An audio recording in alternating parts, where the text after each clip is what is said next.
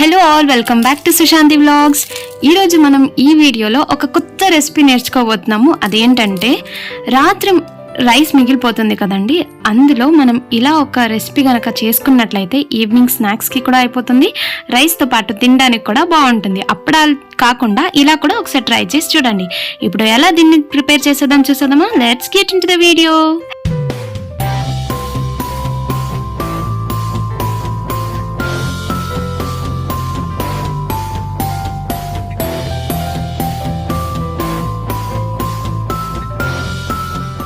చూడండి, రాత్రి మిగిలిన అన్నంతో మనం ఏం చెయ్యాలి అంటే సద్దన్నం చేసుకోవచ్చు, పెరుగన్నం చేసుకోవచ్చు. నెక్స్ట్ వచ్చి నేను ఒక స్పెషల్ వెరైటీ చేయబోతున్నాను.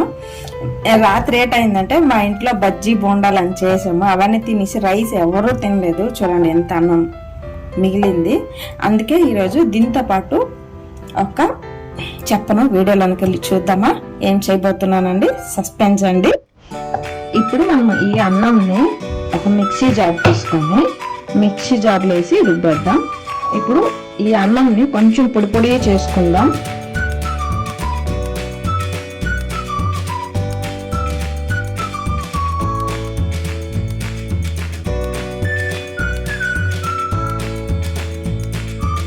అన్నము ఫుల్గా వేయద్దు, కొంచెం కొంచెం వేసుకోండి. ఎందుకంటే మనం గట్టిగా రుబ్బుకుంటాం కాబట్టి ఎక్కువ వేస్తే మిక్సీ స్ట్రక్ అయిపోద్ది. ఇప్పుడు ఇందులో ఒక పావు గ్లాస్ నీరు వేయాలండి, ఎక్కువ వేయద్దు. మనం కాఫీ టీ తాగుతాం కదా, ఆ గ్లాసులోనూ పావు గ్లాస్ నీరు వేయాలి, ఎక్కువ వేయకూడదు. చాలు. ఇప్పుడు ఇది నైస్గా పేస్ట్ చేసేది. అంటే పేస్ట్ కాదండి, కొంచెం బరబరగా ఉండాలి. చూడండి ఎలా రుబ్బిసాము. ఇప్పుడు దీన్ని బౌల్లో వేసుకుందాం.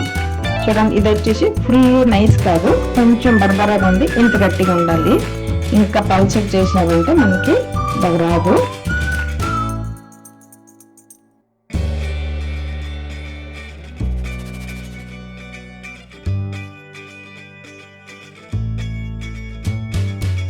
ఇప్పుడు మనం అన్నం రుబ్బేసాం కదా, ఇందులో ఇప్పుడు సాల్ట్ మన టేస్ట్కి ఎంత కావాలో అంత సాల్ట్ వేసుకోవాలి. నేను వచ్చి 1 స్పూన్ సాల్ట్ వేస్తున్నాను.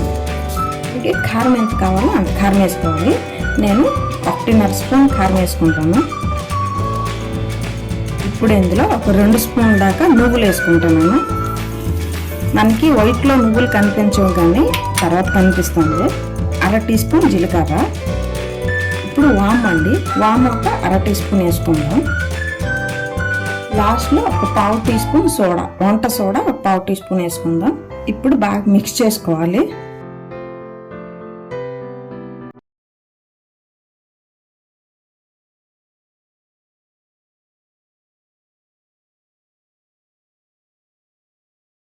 ఇలాంటప్పుడు మనం కొంచెం ఉప్పు కారం టేస్ట్ చూసుకోవచ్చు అండి, చాలకపోతే వేసుకోవచ్చు. ఇంకో పావు టీ స్పూన్ ఉప్పు వేసుకుందాం. అప్పుడే 1 స్పూన్ వేసాను కదా, ఇప్పుడు ఒక పావు స్పూన్ వేసుకుందాం. ఎలాగో ఇప్పుడు ఎండాకాలం కదండి, ఎండలో ఎండిపోతుంది. ఒక 2-3 రోజుల్లో ఎండిపోతుంది. ఇప్పుడు ఇందులో నువ్వులు ఎక్కడున్నాయో మనకి తెలియదు, ఎండిన తర్వాత మనకి బాగా తెలుస్తుంది. ఇప్పుడు బాగా మిక్స్ చేసాం కదా, నెక్స్ట్ చూద్దాం. ఇప్పుడైతే నేను బియ్యం మూట అంకెం ఉంటుంది కదండి, రైస్ది కవర్, ఇక్కడైతే నేను అదే యూస్ చేస్తున్నాను. ఇక్కడైతే నేను ఫస్ట్గా డస్టింగ్ చేసుకుంటున్నాను అనమాట. మీరు ఏదైనా ఇక్కడ పిండి వాడొచ్చు. ఇక్కడైతే నేను మైదా పిండిని కొద్దిగా డస్టింగ్ చేస్తున్నాను. ఎందుకంటే ఈ ముద్దని అక్కడ పెట్టినప్పుడు దానికి అతుక్కుపోకుండా ఉండడానికి మైదా పిండిని ఇలా డస్టింగ్ చేసేసుకోవాలి. మీరు ఫస్ట్ ఇలా వేసే ముందు చేతిని ఇలా నీటిలో తడిపి తర్వాత ఆ ముద్దల్ని చేతిలో ఒకసారి ముద్దలుగా చేసుకొని, అంటే మనం వడియాలు ఎలా వేసుకుంటామో అలాగే అనమాట. ఇక్కడ నేను రౌండ్గా ఒక్కొక్కటే వేసుకుంటున్నాను. సో మీరు కూడా ఇదే స్టెప్స్ని ఫాలో అవ్వండి. చూడండి, ఇంత హెల్తీ టిప్స్ అయితే నేను మీకు ఇస్తున్నాను కదా. సో దీనికోసమైనా మీకు ఒక లైక్, షేర్ మరి సబ్స్క్రైబ్ చేయాల్సి ఉంటుంది.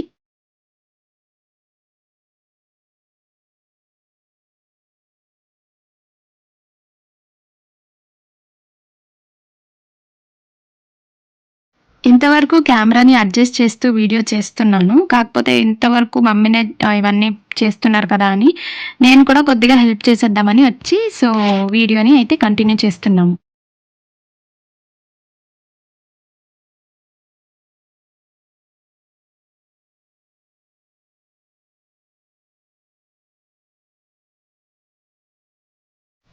ఇక్కడైతే నేను జస్ట్ రెఫరెన్స్ కోసమని ఇంటి ముందే నేను ఇప్పుడు పెట్టేస్తున్నాను అనమాట ఎండలో. కాకపోతే మీకు అక్కడ చాలా ఎండ ఉన్నట్టుంటే ఒక 4 to 5 days కానీ మీరు ఎండలో ఎండించుకుంటే చాలు. చూడండి ఇక్కడైతే నేను జస్ట్ రెఫరెన్స్ కోసమని ఇంటి ముందే పెట్టాను. తర్వాత నేను టెర్రస్కి వెళ్ళి పెడతాను అనమాట. ఒక 4 to 5 days ఎండలో, మంచి ఎండలో ఎండిపోతే చాలు మనకి. చూడండి ఇప్పుడైతే 5 to 6 days అయిన తర్వాత ఇలా ఉంది. మీరు అనుకోవచ్చు ఏంటి పైన అంతా వైట్ ఉందని. ఆల్రెడీ నేను చెప్పాను కదండి, డస్టింగ్ చేశాను మైదా పిండి వేసి అనేసి. సో మైదా పిండి వేసి డస్టింగ్ చేస్తే మీకు అంటదన్నమాట ఆ అంక్యానికి, లేకపోతే అంటిపోతుంది. సో ఇప్పుడైతే చూడండి చాలా గట్టిగా అయిపోయింది. దీన్ని ఇప్పుడు మనము ఆయిల్లో వేసి డీప్ ఫ్రై చేసేద్దాం పదండి.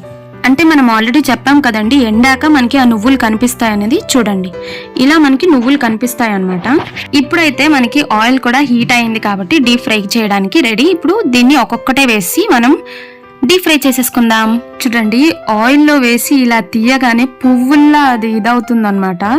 సో మీరు ఇంట్లోనే ఇలాంటివి చేసుకుంటే మిగిలిపోయిన రైస్తో చాలా అంటే చాలా ఉపయోగాలు ఉన్నాయి.